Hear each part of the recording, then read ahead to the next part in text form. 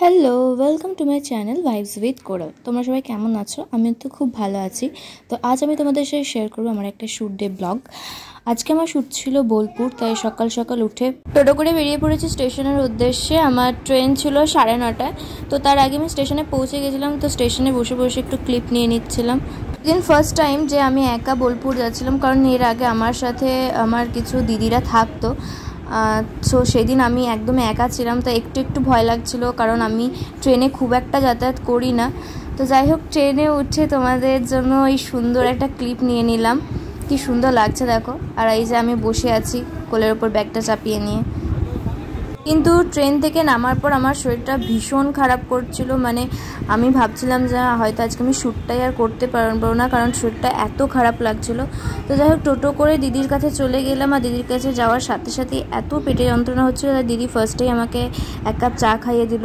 Normally তোমরা জানো যে আমি চা খাওয়া পছন্দ করি না, কিন্তু যখন আমার শরীর খারাপ থাকে তখনই আমি একমাত্র চা খাই, কারণ এটা আমাকে খুব আরাম দেয়।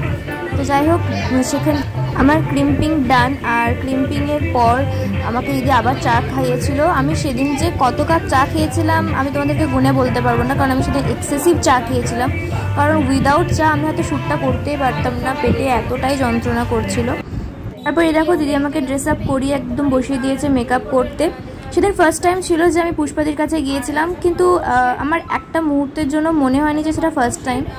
আর আমি এটা অনেক জায়গায় শুনেছি যে মডেলদের শরীর খারাপ হলেও তাদের নিয়ে ততটা কনসার্ন দেখায় না মেকআপ আর্টিস্টরা তাদের কাজের জন্য, কিন্তু বিশ্বাস করো দিদি একদমই তার উল্টো। এত বেশি প্যাম্পার করেছিল আমাকে, কন্টিনিউয়াসলি আমাকে জিজ্ঞাসা করছিল যে তোমার প্রবলেম হচ্ছে কিনা। প্রচন্ড কেয়ার করেছে। লাভ ইউ সো মাচ দিদি। हमसे कितनी मोहब्बत है,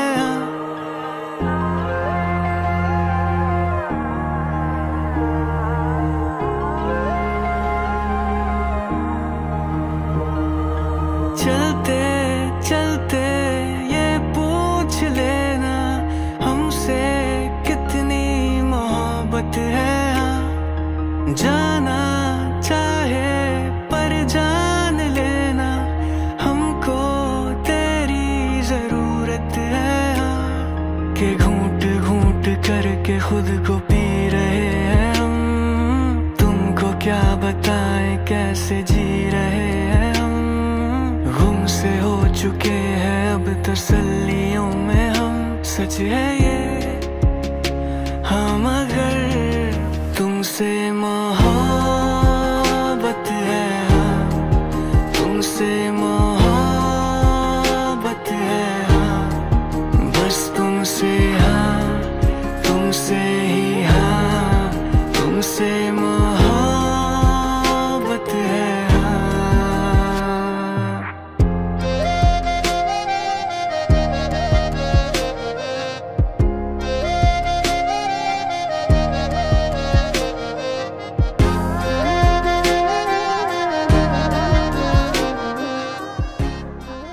মেকআপ নিয়ে আমি তো কোনো কমেন্ট করি না, কিন্তু সেদিন আমার মেকআপটা খুবই ভালো লেগেছিলো, ভীষণ সুন্দর ছিল। তো এই যে আমার বেস কমপ্লিট হওয়ার পর দিদি স্টুডেন্টদের সাথেও আমি একটু গল্প করে নিয়েছিলাম। দিদির মতোই দিদির স্টুডেন্টরা খুব ভালো, আর আমাকে খুব ভালোবাসা দিচ্ছিল। মানে ওদের সাথে থেকে আমার মনেই হচ্ছিল না যে আমি বাইরে শ্যুটে এসেছি, মনে হচ্ছে আমি ঘরের মধ্যেই আছি। একদম সবাই পরিবারের মতো আমার সাথে মিশছিল।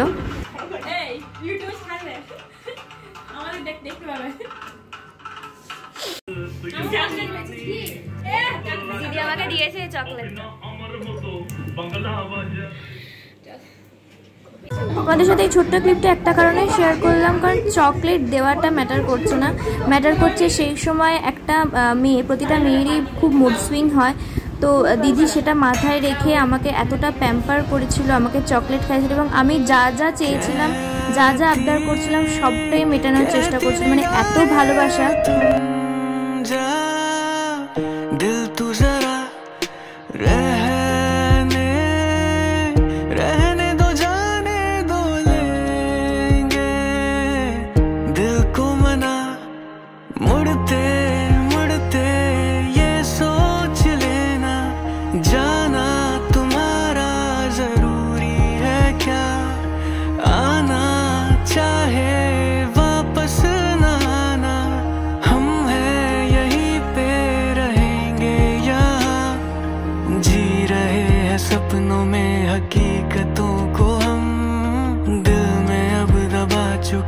शिकायतों को हम जानते हैं, अब न तुमसे कह सकेंगे हम।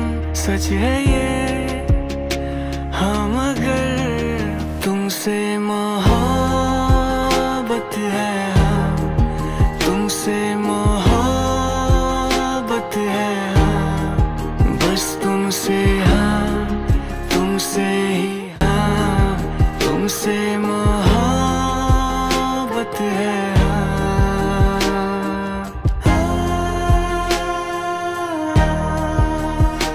अब नहीं है हमको ऐसे जीना,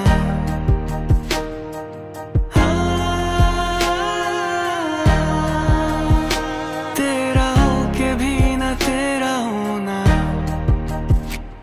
मोहब्बत है, हाँ मोहब्बत है, हाँ बस तुमसे, हाँ तुमसे ही।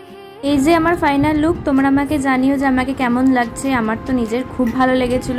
আর ব্লগটা দেখতে দেখতে নিশ্চয়ই তোমরা বুঝতেও পেরেছো যে আমি ঠিক কতটা ভালোবেসে, কতটা খুশি মনে কাজটা করেছি। মানে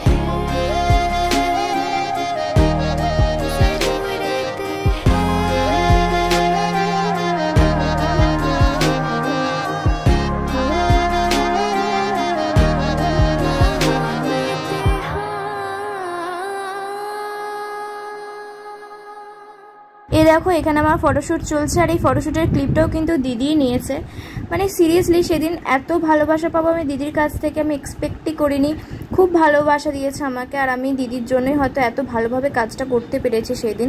শ্যুট কমপ্লিট হওয়ার পর দাদা নিজে এসেছিল আমাকে স্টেশনে ট্রেনে তুলে দেওয়ার জন্য। ইনফ্যাক্ট আমি ট্রেনে উঠে যাবার পর তারপরই দাদা বাড়ি গিয়েছিল। তো এই যে দাদা আমাকে স্টেশনে নিয়ে এসেছে, আর আমি আর দাদা স্টেশনে আস্তে আস্তে গল্পও করছিলাম নিজেদের মধ্যে। ফাইনালি আমি ট্রেনে উঠে পড়েছি আর চলে আসছি বাড়ির দিকে। তো স্টেশনে ওঠার সময় আমি কোনো ক্লিপ নিতে পারিনি ট্রেনে, তো সেজন্য ট্রেনটা মাঝখানে দাঁড়িয়েছিল বলে ক্লিপটা নিয়েছি। চলে এলাম বর্ধমান, এবং বর্ধমান স্টেশন থেকে তারপর আমি টোটো করে চলে এসেছিলাম বাড়ির দিকে। এই ছিল আমার সারাদিনের ব্লগ। আর আমার ব্লগ তোমাদের কেমন লাগছে অবশ্যই কমেন্টে জানিও। যদি ভালো লাগে লাইক, কমেন্ট অ্যান্ড সাবস্ক্রাইব করে দিও। Thank you so much. দেখা হচ্ছে পরের ব্লগে।